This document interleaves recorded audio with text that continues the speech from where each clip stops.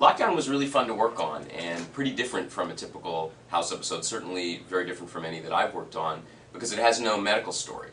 Katie Jacobs was actually sitting around our sort of writer's lunch table, and I think she was sitting with David Foster talking about the idea for a Wilson-centric episode, and was just asking other writers, can anybody think of an idea for an atypical episode, just something that breaks the form? And I thought, what if there's some kind of a quarantine or a lockdown where pairs of our characters can get stuck together, and what if you stick House in a room with a dying patient?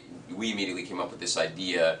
What about one of the cases House has turned down? We always follow the things that interest him, but we never really see what happens to the patients whose diseases don't really rate. It was particularly doable to do an episode like this with 4 writers because, while Peter Blake and I pretty much outlined the episode, there was very little spillover between the different storylines, and so we really were able to divide it when we wrote the teleplay. Rather than Broken, which I think was a fairly big episode in terms of production and whole new sets, doing something really small and inward that was more like a play, or like 4 or 5 one-act plays. It was really fun to do an episode where we just dispensed with the medical mystery, which obviously we've done a handful of other times, and just delved into the characters' lives. There's so much bench strength among our cast that it was nice to put them in situations that we don't always see them in. The Taub and Foreman storyline in the episode, I think, really turned out well and was really well directed by Hugh and really well performed by those 2 actors. And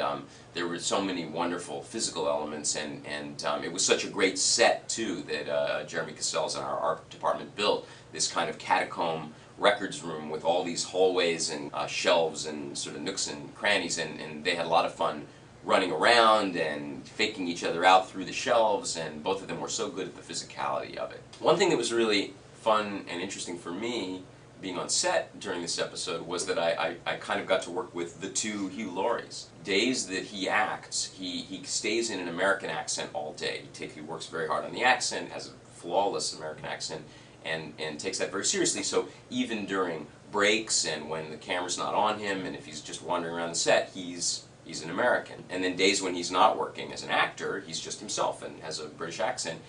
During the pre-production process for this episode, which on any TV episode you're overseeing the design and construction of sets, you're sitting down with the writers and looking over the scenes and giving notes on the script, you're talking to the director of photography.